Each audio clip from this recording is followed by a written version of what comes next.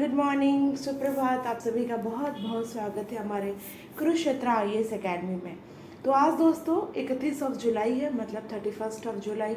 और आज का जो भी important current articles the Hindi newspaper में है, आज हम उसको डिटेल में एनालिसिस करते हैं। तो welcome back each and every one of you daily current affairs analysis by the Kurukshetra IAS academy. और आज का डेट है 31 जुलाई 2024। पहला जो न्यूज़ था वो मैंग्रोव से था। मैंग्रोव उसके इकोसिस्टम से रिलेटेड क्या इम्पॉर्टेंट है, इसको हम GS paper 3 that is environment से रिलेट करेंगे। अभी न्यूज़ में क्यों बना हुआ था, the state of the world's mangrove 2024 report was released by Global Mangrove Alliance on World Mangrove Day। अभी रिसेंटली डेट इज 26 जुलाई को वर्ल्ड मैंग्रोव डे सेलिब्रेट होता है। उसके अकॉर्डिंग ये जो ग्लोबल मैंग्रोव अलायंस है ऑन द इन्होंने एक रिपोर्ट रिलीज़ किया है, the state of the world's mangrove 2024। आप सभी को पता होगा कि मैंग्रोव एक बहुत ही इम्पॉर्टेंट इकोसिस्टम है जो कि बोथ हमारे जो टेरेस्ट्रियल एज वेल एज जो भी एक्वाटिक इकोसिस्टम है दोनों को ही सपोर्ट करता है। ये की हाइलाइट्स क्या है इस रिपोर्ट में, कि जो साउथ ईस्ट एशिया है, बेसिकली जो साउथ ईस्ट एशिया है जैसे फिलीपींस, इंडोनेशिया, मलेशिया, सिंगापुर, ये सारे वाले region has almost about 1/3 of all the mangroves globally. जिसमें से इंडोनेशिया अकेले 21% ऑफ द वर्ल्ड मैंग्रोव को शेयर करता है, which is followed by the west and central Africa. ठीक है, तो south east Asia has almost about 1/3 of all the mangroves that is globally. उसमें से भी ये आपको याद होना चाहिए कि जो इंडोनेशिया है उसमें वो अकेले 21% कंट्रीब्यूट करता है। अब हम बात करते हैं mangroves in the Lakshadweep archipelago. जो लक्षद्वीप है अपने भारत का, वहाँ पे जो आर्किपेलागो जो आइलैंड्स हैं on the coast of the Tamil Nadu are critically endangered हैं। ठीक है, वो अभी क्रिटिकली एंडेंजर्ड के कगार पे है। तो ये चीज़ें आपको पता होना चाहिए कि जो लक्षद्वीप का जो आर्किपेलागो जो वहाँ पे आइलैंड है on the coast of the Tamil Nadu जो मैंग्रोव्स है वो क्रिटिकली एंडेंजर्ड है। देन की पॉइंट्स प्रीलिम्स के लिए क्या इंपॉर्टेंट है, बेसिकली हमें ये पता होना चाहिए कि मैंग्रोव्स होते क्या हैं। तो मैंग्रोव्स आप सभी को पता होगा कि एक इसमें जो एरोटिक मतलब इसके जो रूट्स होते हैं वो ऊपर की तरफ निकले होते हैं ताकि उनको मदद मिल सके रेस्पिरेशन के लिए। ओके वाह, तो ये बहुत इंपॉर्टेंट है। जैसे grow along the coast in the salt marshes, basically ये मार्शी एरिया में होता है, tidal creeks and mud flat and the estuaries. Salt tolerant plant communities होते हैं, आपको पता होगा, which is found in the tropical and the sub tropical intertidal region, जिसका characterised by the high rainfall between the 1000 to 3000 mm and temperature is ranging from the 260 degree Celsius to 35 degree Celsius। West Bengal, ये तो सबको, ये तो normal सी बात है कि जो सुंदरबन है वो वर्ल्ड का सबसे लार्जेस्ट मैंग्रोव को शेयर करता है। तो वेस्ट बंगाल जो अपने भारत में है has the largest mangrove cover in India, Indian state of forest report 2021 के अकॉर्डिंग। अब हम बात कर रहे हैं कि जो हमारा भारत का जो गवर्नमेंट है उन्होंने क्या क्या इनिशिएटिव, ऐसा कौन सा इन्होंने स्टेप्स लिए हैं इस मैंग्रोव इकोसिस्टम को बचाने के लिए, उनको कंजर्व करने के लिए। पहला है मिस्ट्री स्कीम, दूसरा है sustainable aquaculture in the mangrove ecosystem, that is same भी इसको बोलते हैं। तो ये हमारे प्रीलिम्स के लिए बहुत इंपॉर्टेंट हो जाता है, answer as well as answer writing में भी बहुत हेल्प करेगा। Then what are the drivers of the mangrove loss, क्या क्या फैक्टर्स है जो कि मैंग्रोव को जो इकोसिस्टम है उसके लॉसेस के लिए रिस्पॉन्सिबल है। पहला है कि climate change, basically climate change तो हर एक चीज़ पे इम्पैक्ट कर रहा है, दैट इज़ सी लेवल का इंक्रीमेंट होना, देन स्टॉर्म इंटेंसिटी का बढ़ना, then expansion of the industrial stream aquaculture, basically in Andhra Pradesh, West Bengal, Gujarat region, सारे जितने भी कोस्टल सिटीज़ हैं इनमें इंडस्ट्रियल स्ट्रीम का एक्वाकल्चर को भी बहुत एक्सपांड किया जा रहा है. Then conversion of true oil palm plantation, rice cultivation हो रहा है जिससे कि 43% लॉस हो रहा है बिटवीन द 2000 से लेकर के 2020 तक. इतना 43% लॉस हुआ है because of the rice cultivation and the oil palm plantation के वजह से. बेनिफिट्स क्या है मैंग्रोव इकोसिस्टम के? ये सपोर्ट करता है variety of the plants animal. Over 5700 plant and animal species have been recorded in the Indian mangrove ecosystem. Act as a carbon sink, that is store an average of 394 ton of the carbon per hectare of the area. Then protect करता है coastal region को from the disaster, that is reduce the flood depth by 15 to 20% and over 70% in some areas. Sea हो गया, sea foods हो गए, सारे source हैं from the mangrove ecosystem और often rich in essential nutrient जैसे कि ओमेगा 3 फैटी एसिड्स वगैरह. आप सभी को पता होगा कि जो फिश होते हैं ये सारे जो सी फूड्स होते हैं उनमें बहुत हाईली कंटेंट होता है ओमेगा 3 फैटी एसिड्स का. प्रोटीन होता है, विटामिन होते हैं basically vitamin D and B12 and mineral जैसे कि आयरन एंड जिंक. इम्प्रूव करता है वाटर के क्वालिटी को because it will also act as a filter and through the filtering the pollutant and trapping the sediment. अब इससे क्या क्या बेनिफिट है? ये सपोर्ट करता है variety of the plants and animal, act as a carbon sink, protect the coastal region, improve the water quality. अभी हमने देखा. सेकेंड जो न्यूज़ था वो था कि HLC launch the project to tackle the urban flooding. अभी आजकल के बहुत ही न्यूज़ बना हुआ है कि अर्बन फ्लडिंग जैसा. तो इसके लिए क्या क्या चीज़ें रिस्पॉन्सिबल हैं, क्या गवर्नमेंट का इनिशिएटिव है, कैसे इसको रोका जा सके, क्या इसके अलार्मिंग सेटिंग्स हो सकता है, ये सारी चीज़ें हम अभी डिटेल्स में देखते हैं. इसको हम GS पेपर 3 डिसास्टर मैनेजमेंट से भी रिलेट कर सकते हैं. अभी रिसेंटली कल का जो न्यूज़ है वो केरला में आप सभी को पता होगा कि वायनाड के जो भी विलेजेस एरिया है it is highly impacted because of the heavy rainfall, landslide and the this one flood kind of conditions है वहाँ पे. तो इसको हम डिसास्टर मैनेजमेंट से रिलेट करेंगे इस टॉपिक को.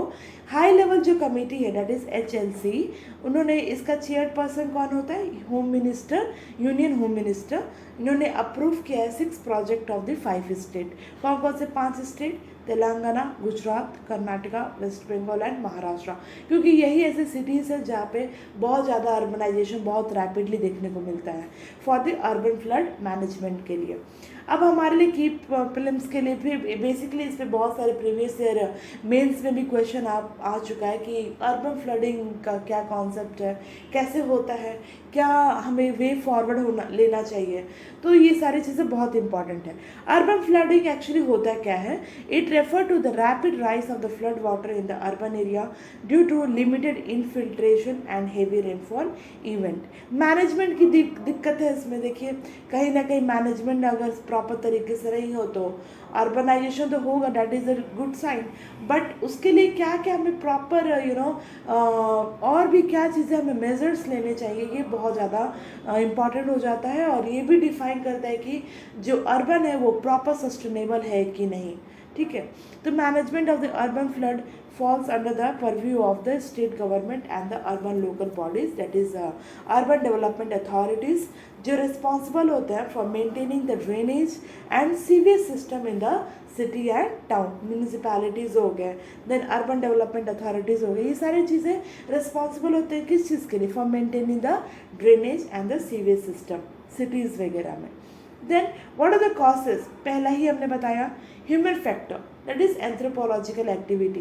बहुत रैपिड अर्बनाइजेशन होता है, बिना धड़ल्ले से बिल्डिंग्स बन रहे हैं, डैम्स बन रहे हैं, डिफरेंट इंडस्ट्रियल सेटअप्स हो रहे हैं. तो कहीं ना कहीं पे ड्रेनेज सीवेज अगर प्रॉपर तरीके से नहीं होगा, अगर कहीं पे हेवी बारिश हो जाता है कोस्टल एरियाज में जैसे वेस्ट बंगाल हो गया, गुजरात हो गया, अपना तमिलनाडु हो गया, केरला साइड अभी देख लीजिए, तो अगर प्रॉपर ड्रेनेज सीवेज सिस्टम नहीं होगा, बस आप धड़ल्ले से बनाते जा रहे हैं, हैं, बिल्डिंग्स मकान बन रहे हैं, इंडस्ट्रीज बन रहे हैं, डैम्स का कंस्ट्रक्शंस हो रहे हैं, तो ये सारी चीज़ें कहीं ना कहीं इफेक्ट करता है, ठीक है। तो rapid rate of urbanisation and the deforestation अभी बहुत ज़्यादा बनाई है। देन हाइड्रोलॉजिकल फैक्टर जैसे कि changes in the course of the river, landslides and soil erosion, presence and absence of the overbank flow and high tide impeding the drainage system. Soil erosion, कैसे soil erosion के इसमें कैसे help करता है? Soil erosion अगर बहुत ज़्यादा deforestation होगा, आप सभी को पता होगा कि जो प्लांट्स का जो रूट है वो एक बहुत ही बढ़िया एक अडहेसिव के जैसे काम करता है। वो प्लांट्स के रूट को, जो प्लांट्स के रूट होते हैं वो बहुत ही अच्छे तरीके से बढ़िया एकदम प्रॉपर ग्रिपिंग होता है सॉइल्स का। अगर आप पेड़ ही कट कर देंगे तो रूट बिखर जाएंगे। रूट बिखरेगा तो वहाँ पे जो सॉइल होगा, जो रॉक्स होंगे वो बहुत वल्नरेबल मतलब प्रॉन हो जाएंगे, किसके? Flood kind of condition, landslides के, देन अर्थक्वेक के। यही तो चीज़ें भी केरला में यही तो मुसीबत है वहाँ पे, ठीक है। देन मेट्रोलॉजिकल फैक्टर, अनप्रेसिडेंट बहुत ज़्यादा रेनफॉल हो जाए, कभी कभी क्लाइमेट चेंजेस, अगेन वही चीज़ें। देन साइक्लोनिक स्टॉर्म अभी देखने को मिलता है हर जगह, जो भी अपने कोस्टल एरिया जैसे बे ऑफ बंगाल रीजन के साइड में, अरेबियन सी के रीजन के साइड में, वेस्टर्न घाट, ईस्टर्न घाट, तो यहाँ पे स्टॉर्म, साइक्लोन स्टॉर्म बने ही रहते हैं। स्नो मेल्ट होता है, सी लेवल का राइजमेंट होना, then lack of the maintenance of the infrastructure and the drainage channels, unplanned release of the water from the dam, lakes वगैरह। तो ये सारी चीज़ें बहुत ज़्यादा इम्पैक्ट करता है ये सारे जो भी नेचुरल डिज़ास्टर है। हमें लगता है कि हम कर ही क्या रहे हैं, लेकिन हमारे ही करने के, हमारी एक्टिविटीज़ तो इन सारी चीज़ों के लिए रिस्पॉन्सिबल है। देन इसका इम्पैक्ट क्या होता है? तो ऑब्वियसली तो नॉर्मल सी बात है कि भाई बहुत ज़्यादा, अभी रिसेंटली देखिए जो केरला का जो कल का न्यूज़ आ रहा है, अभी रिपोर्ट के अकॉर्डिंग 122 लोगों की मौत बताया जा रहा है, लेकिन कितने लोग उसमें इंजर होंगे, कितने लोगों का तो आता ही पता नहीं होगा। तो रिपोर्ट का कुछ अलग कहना है, सोशल मीडिया का कुछ अलग ही कहना है, लेकिन जो एक्शन होता है वो बहुत ही मतलब दर्दनाक होता है और बहुत दिल दहला देने वाला होता है। तो loss of life and the property, disruption in the transport, power and incidence of the epidemic, dengue, malaria, chikungunya, ये सारे भी ऐसे बीमारियाँ भी फैलती है बहुत ज़्यादा ये फ्लडिंग की वजह से। Then what are the step taken by the Indian government to the urban flood, to curtail the urban flood? तो पहला कि स्टेट इनिशिएटिव है, जैसे चेन्नई फ्लड वार्निंग सिस्टम है, warning system, flood forecasting early warning system for the Kolkata city, then Amrut scheme, under it storm water जो drainage component है, other बहुत सारे ऐसे स्कीम्स हैं। प्लीज़ ये जल जीवन शक्ति अभियान जो है वो भी ये अर्बन फ्लडिंग से रिलेटेड है। तो प्लीज़ आप सबसे हम्बल रिक्वेस्ट है कि जो भी अपने साइड से भी जो भी मेंस के लिए जो इम्पोर्टेंट है वो स्कीम्स को प्लीज़ आप एक बार रिवाइज करिएगा, मेंस आंसर राइटिंग में बहुत ही हेल्प करेगा। देन एनडीएमए का guidelines, hazards risk zoning and mapping करना, then standard operating procedure for the urban flooding by the ministry of urban development. Third जो न्यूज़ था वो सैफरन क्रॉप से रिलेटेड था, इसको हम GS paper 3 that is again agriculture से relate करेंगे। तो सैफरन बेसिकली आप सभी को पता होगा बहुत ही महंगा एक कॉस्टलीस्ट स्पाइस है, ठीक है। The erratic weather pattern have led the many farmer to convert their saffron field into the apple orchard or to grow the mustard crop in the Kashmir region. India में कहाँ पर होता है सैफरन? हाँ, Jammu Kashmir reason में 90% तो वहीं पे होता है।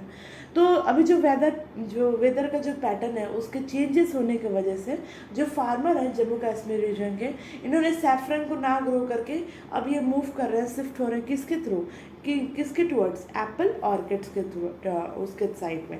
देन हमारे प्रीलिम्स के लिए क्या इंपॉर्टेंट है कि ये सबसे महंगा हर्बल स्पाइसेस है across the globe and popularly इसी को हम लोग रेड गोल्ड के नाम से भी जानते हैं, and also it is also known as the golden condiment. The commercial part of the saffron is stigma. आपने flowering plant reproductive system of the flowering plant में पढ़ा होगा, stigma, style and ovary, this is the female reproductive part of the flowering plant. तो इसमें जो commercial part होता है saffron का वो होता है stigma, which is the female part of the flower, also term as the saffron filament और सैफरन थ्रेड और सैफरन स्टिग्माटा। द सीड्स होते हैं सैफरन के, उसको हम लोग कॉम या फिर बल्ब बोलते हैं। एंड सैफरन प्लांट रीजनरेट होता है फ्रॉम द वेजिटेटिव मल्टीप्लिकेशन। अब वेजिटेटिव मल्टीप्लिकेशन क्या होता है कि जो पेरेंट के कुछ पार्ट से वापस से प्लांट का हो जाना, ग्रो कर जाना, उसको हम लोग वेजिटेटिव मल्टीप्लिकेशन कहते हैं ऑफ इट्स अंडरग्राउंड कॉम और seeds. It also contain the crocin, picrocrocin and safranal, जो कि बहुत ही इम्पॉर्टेंट मेडिसिनल पर्पस के लिए भी ये यूज़ होता है सैफरन। एंड उसके एस्थेटिक मतलब उसके गंध, उसके फ्रेग्रेंस के वजह से ये चीज़ें यूज़ होता है। इसका डिस्ट्रीब्यूशन कहाँ पर है?